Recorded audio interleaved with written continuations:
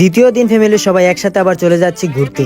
রোদ্রের মধ্যে নৌকা দিয়ে যাইতেছি কারণ গরমে হয়ে গেছে হট মাথার চান্দি মান্দি। ফাইনালি আইসা বললাম ফ্যামিলির সবাই একসাথে বিছনাকান্দি। আসসালামু আলাইকুম গাইস, আশা করি সবাই ভালো আছেন। আমি আলহামদুলিল্লাহ আপনাদের দোয়ায় অনেক ভালো আছি। তো আজকে দ্বিতীয় দিন আমরা চলে যাচ্ছি সিলেট বিছনাকান্দি। তো এদিকে মোটামুটি বন্যা ছিল কিন্তু আপাতত নাই, পানি মোটামুটি কমে গেছে গা। তো যাক বাসের মধ্যে আমরা সবাই একসাথে যেহেতু উঠে পড়ছি, তো এখানে একটু শয়তানি ময়তানি করতেছি আর একটা গান তুলছি। তো এখন গানটা গামু।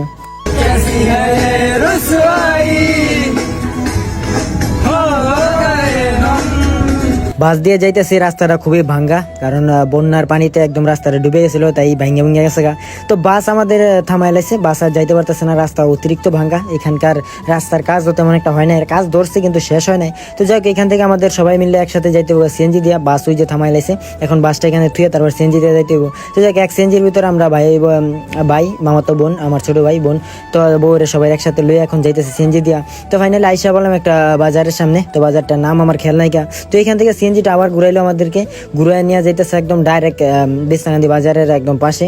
যে নদীটা পার হলে মানে বিছনাকান্দিতে চলে যাবো, ওই নদীর পাশে একটা বাজার আছে, তো ওই বাজারে যাইতেছি। তো সিএনজি দিয়ে যাইতেছি আর সিএনজি থেকে দেখা যাইতেছে যে পাহাড়ের যে ভিউটা আছে ভিউটা। তো যাই হোক একটা পিচ্ছি আইসে, পিচ্ছির সাথে একটু শয়তানি করি। 50 100 দিতে দাও। ও ভাই এটা সুন্দর সুন্দর ফুরি আসেনি, সুন্দর সুন্দর ফুরি আসেনি।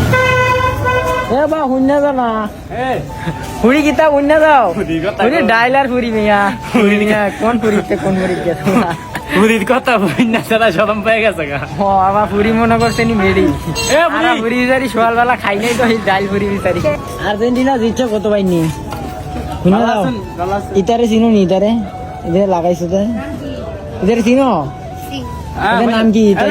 না তুমি না যাও বন্ধু। ইতা পুরী আছে ইতার নাম নি মেসি। ক্যামেরা দেখে লাইছে ওটা ক্যামেরা বড় বললো। তো যাই হোক পিচ্ছি দূরের সাথে একটু শয়তানি করলাম, তো কেউ সিরিয়াসলি নেবেন না কারণ এখানে ফুরিয়ে বলে মেয়েদেরকে। তো যাই হোক এটা নিয়ে শয়তানি করলাম। আমাদের এদিকে আবার ফুরিয়ে বলে ডাইল পুরি আলু পুরি রে। তো যাই হোক এখন আমরা ট্রলারের ভিতরে উঠে পড়লাম। তো এখন একটা নৌকার ভিতরে আমার ফ্যামিলি সবাই একসাথে উঠে পড়ছি। তো নৌকা দিয়ে জার্নি দিয়ে তারপর আমরা যাইতে হবে বিছনাকান্দি। তো যাই হোক নদী পথে যাইতেছে, অনেক ভালো লাগতেছে, ফিলিংসটা খুবই সেই। বাতাস আছে উড়া দুরা, রোদ কিন্তু কড়া। তো রোদের ভিতরে যাইতেছে আমরা সেওয়ার ভিতরে বসে। তো এখন আমরা আপাতত ডাইরেক্ট বিছনাকান্দি একদম বিচের সামনে যাবো। তো ওই যে দেখতেছেন পাহাড় দুইটা, এই পাহাড়টা বেশিরভাগ না, পাহাড়টা পুরোটাই পড়ছে ইন্ডিয়া একদম বর্ডারে, আর পাহাড়ের এই সাইড দিয়ে বর্ডারের একদম বর্ডার গার্ড গেছে। আমরা প্রথমে বুঝতে পারি নাই। তো যাক বিছনাকান্দি এটির ভিতরে নামলাম, নামার পরে দেখতেছি তেমন একটা পর্যটক নাইকা, কারণ বেশিরভাগ মানুষই জানে যে সিলেটে উড়াদুরা বন্যা হয়েছে। এই বন্যার কারণে মনে করেন যে মানুষ যাইতে পারতেছে না। তো আমরা বন্যার সিজনের সময় আসলাম, কিন্তু 2 থেকে 3 দিনের ভিতরে পানি মোটামুটি নাইমা পড়ছে, এই কারণে পানি নাই। তো এখন আমরা পাথরের একদম ইয়াতে আসছি, এইখান দিয়ে ঝর্ণা দিয়ে পানি নামতেছে নদীতে। তো এখানে আসলাম, সবাই একসাথে গোসল করতেছি। আমার আব্বা তো নাইমা ডাইরেক্ট একদম ভিজা শেষ, প্রথমে গোসল করে লেছি। তো আমি একটু পরে গোসল করবো, আগে 2 একটা ভিডিও করে লই। তো এখানে 2 একটা ফটো শুট করতেছিলাম, তো ফটোগুলো আমরা ফেসবুকে আপলোড দিছি, আশিক খান একটা ফেসবুক আইডিতে। তো যাই হোক সবাই মোটামুটি গোসল করতে নেমে উঠছে, মায় খালায় আন্দা তো গোসল করে একদম তামা। খালার একটা শখ হচ্ছে ইন্ডিয়া যায় ঘুরে আসবো, কিন্তু এখান থেকে বর্ডারে যাওয়াটা অনেক কঠিন হয়ে যাইতেছে গা। আর আমার আব্বা আন্দা পাথর জমায় রাখছে 2-3টা, এগুলো হলো বাসায় লয়ে যাইবো। বাসায় আমার ছোট বোনেরা আছে, চাচতো বোনেরা বলে খেলাধুলা করবো, এই কারণে আমার আব্বাই লয়ে লইলো পাথর 2-3টা। তো যাই হোক আব্বাই ফোঁচা বলে লয়ে যেতে পারে তো লয়ে যাক। তো আমি এখন নদীর মাঝখানের দিকে যাইতেছি, যে গোসল করবো। আর গোসল করা শেষ করে খাওয়া দাওয়া শেষ করে আমরা আবার রিটার্ন সিএনজি দুইটা পড়ছি, আবার আমরা চলে যাবো আমাদের গন্তব্যস্থান বাসের ভিতরে।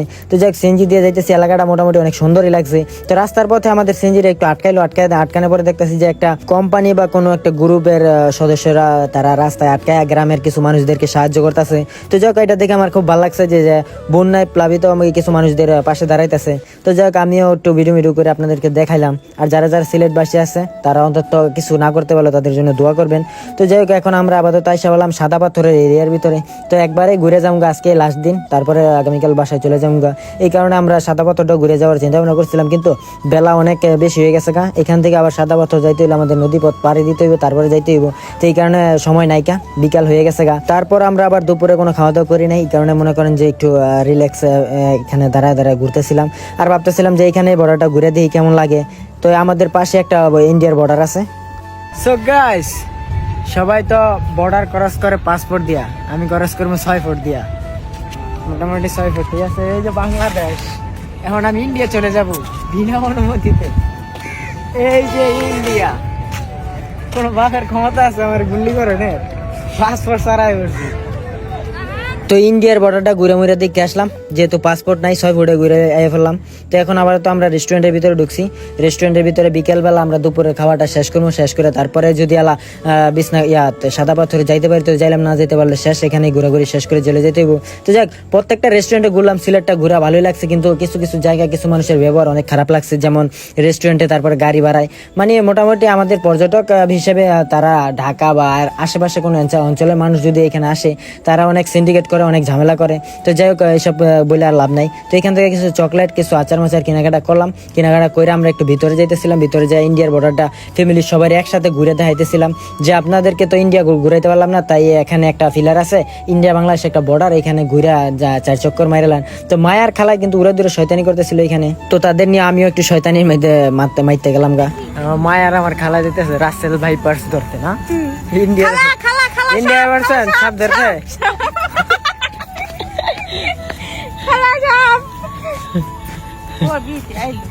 দুই বান্ধবী দিতেছে রাসেল ভাই পার্স সাপ ধরতে। আপনারা কোথায় যাচ্ছেন প্লিজ আমাদের মন্তব্য।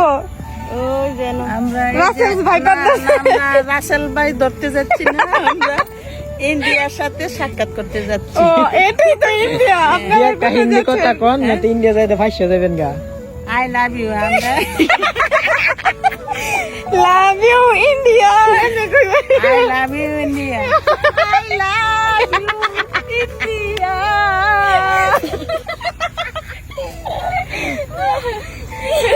পরে দিবেন ইন্ডিয়ার ফিলিংস লইতাছে বাংলাদেশে দেখা।